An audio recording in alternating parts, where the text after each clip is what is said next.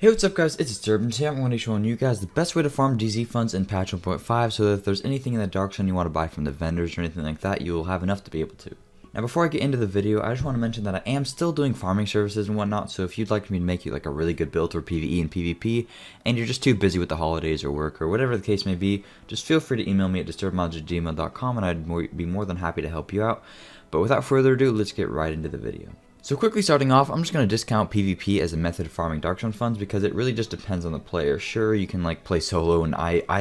play solo, and I do get a crap load of DZ funds from killing players. Or you can do the same thing like while playing with a group and whatnot, but not everybody's going to be able to kill people in PvP, and farming that way is highly dependent on how many times you die, how many people you kill, your individual skill level, your individual gear, how many people are in your server for you to kill, and how many people you have access to, etc. So it's just something not realistic for me to mention, and probably not going to be as prevalent as the farm that I use in the first place, so just thought I'd mention that anyways. Another thing that a lot of other people try to do is that they get into like a lower dark zone bracket by moving all their gear to a second character and then unequipping a bunch of stuff, and by doing that you can have like free reign on the server and kill a bunch of undergeared players, or you can just loot all the sealed caches like that because there's not going to be as many players in there. But I'm not going to be using this method because I think it's a little bit cheap to be killing like undergeared players and whatnot, and it can also be seen as kind of like an exploit, so I'm just pretty much not even going to be talking about that. I just wanted to mention it because a lot of people probably will say something about it in the comments, so I just thought I'd get it out of the way and mention it as another method, but again, I'm not going to use it because I think it's a little bit cheap. But anyways, let's get into the method that I use. So basically all you do is you just run around DZ6 in a certain route that I made up, and then you just pick up a bunch of yellow sealed caches which drop about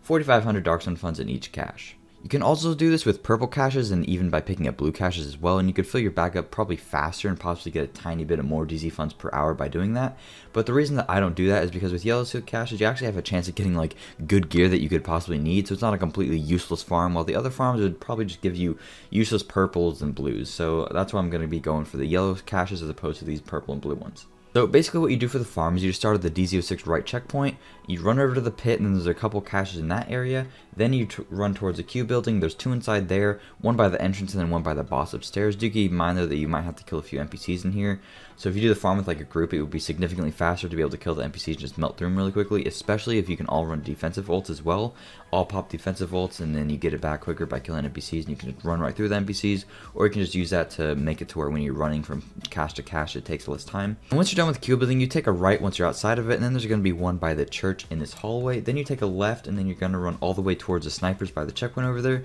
then there's a cache in this contaminated hallway, and then you take a right from going from the contaminated hallway, and you can either run to the underground, which will have a cache or two down there, but if most of the other caches weren't down, then you'll probably already have 9, so in that case you can just skip the underground because there's going to be bosses and whatnot that you don't really want to have to deal with, and you can just straight up just run right to the flamethrower boss next to the checkpoint. There's going to be 2 caches right there. There's going to be one to the right of the entrance, right in the beginning there, and then there's one under the parking garage to the left once you run a little bit past the bosses next to the DZ chest there. And then once you get that one, you can take a left from there and then run to a contaminated hallway to get one more cache. Then you run back around the DZ05 extraction, and then there's a cache right there before you take the rope up, and then you just extract there. Once you extract, you can just find a new server either by matchmaking or joining a friend of yours, and then invite your group and do it all over again pretty much. Do keep in mind though, the route that we take probably isn't perfect. There are a few different ways you could probably alter it however you like. We did kind of just make this up on a whim because I'm actually going on vacation, so I just wanted to get this video out there. So there is probably a few ways that you can maximize it. Just know that I just wanted to put this here so you guys knew where everything was.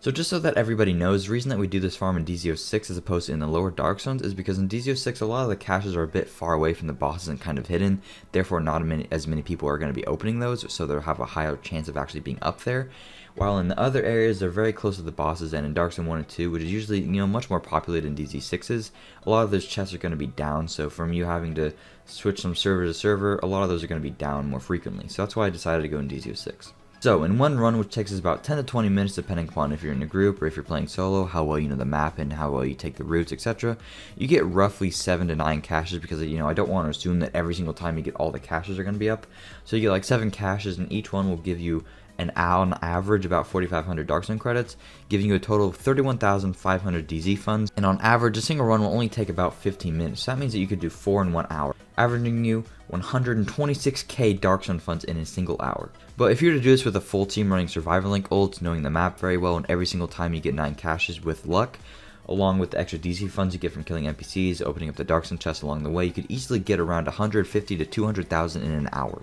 All in all, this farm is pretty great because you're not only getting Dark Zone funds, you also get a shitload of Division Tech, which you can farm along the way. You can get a chance of getting some pretty good high-ends from opening up the caches, which could end up being your Godwell LVOAC or something. And you also kill bosses along the way, which have a chance of dropping some stuff, so it's a pretty nice farm.